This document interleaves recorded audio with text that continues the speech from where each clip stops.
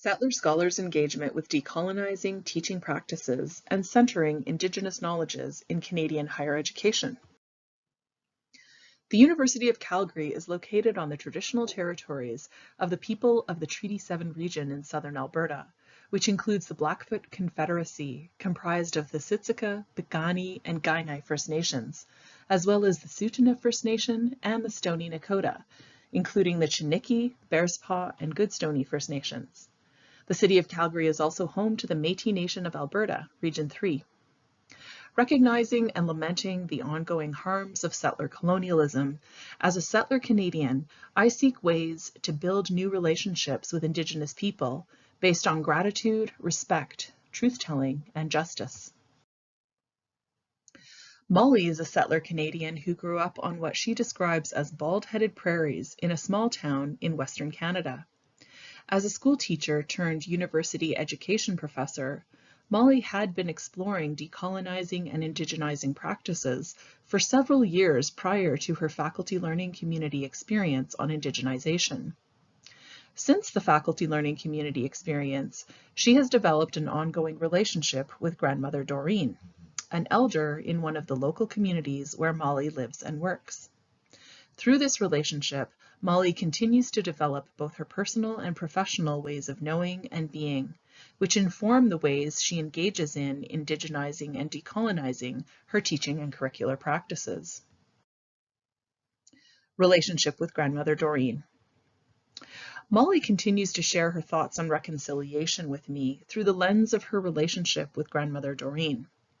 I am keenly interested in her experiences because throughout this study, I have had a few experiences that have felt a bit like false starts at building relationship with individual elders. It's not always clear what settlers should do to earn an elder's trust. Whenever Molly has mentioned grandmother Doreen, she's shown great respect and appreciation for her and for their relationship. She's also shown me that they have a familiar rapport in which Molly can joke around a bit with grandmother Doreen. I would go so far as to say that Molly lights up when she mentions grandmother Doreen.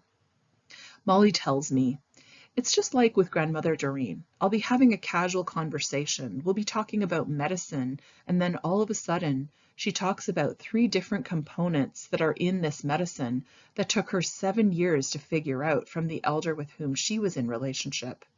And so I know that she's giving the gift of that to me, and it's my responsibility to pay attention and not just be like, oh, that's nice. It's like, oh yeah, I'm picking up what you're putting down." Molly smiles. And I don't have to say that. She'll know that I've been listening when I need to answer her or show her. Then she'll know that that will be part of the teaching and the learning. Like, I don't need to say, oh, I know what you did there, grandmother Doreen. Sometimes I will say that just to be cheeky. Molly smiles. But it's paying attention. Sometimes there's a few people around and she's telling a story and it's like Molly motions with a pointing finger. You. And I know it's me. And another time she'll circle back and say, oh, I noticed this, head nodding. It's like, I heard you and I'm listening. I know. Sometimes it's a test, like actually a test. The first time I met grandmother Doreen, she was doing some healing on me. This is a Wednesday, and she said, "What are you doing on Sunday?" And I was like, whatever you tell me I'm doing. And she was like, well, I usually don't offer this to people who haven't taken my introductory class, but if you want, there's a sweat and you can come to it. So you need to go and find an assistant who works for the director of nursing at the university, and she'll tell you everything you need to know. So I was like, I have no idea who the assistant is. I don't even know where her office is. I couldn't find a phone number in the directory, so the next morning I realized, oh, this is actually a test. It was like grandmother was saying, if you can't go to this effort, why am I going to waste my time on you? But like, she didn't say that. So I found the assistant and went to her office, and she was like, oh yes, the elder emailed me and said you might be coming by. So we went for coffee and I got all the directions and protocols, but I realized literally it was a test. Otherwise, Grandmother Doreen has hundreds and hundreds of people who want to spend time with her and learn from her. So if you're interested, you better just, so that was one layer of the test. Like, are you willing to do a bit of work for this? How committed are you? Molly emphasizes, yeah, she's just amazing. As I listen to Molly speak with enthusiasm and humor about her experience getting to know Grandmother Doreen, I hear in her voice the genuine reverence she has for Grandmother Doreen. This enthusiasm, humor, and reverence from a settler Canadian in relationship with an Indigenous elder is an example Molly shares of what it means to move towards reconciliation. I think to myself, thank you, Molly. I'm picking up what you're putting down. What a gift. Reflective prompts. What surprised you as you were listening to Molly's story, relationship with Grandmother Doreen?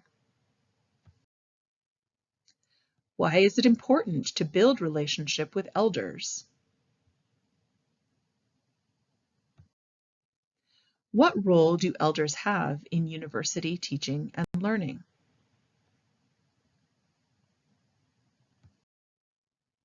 What action is important for you to take at this time to develop your decolonizing practices? Thank you for joining me on this storying journey.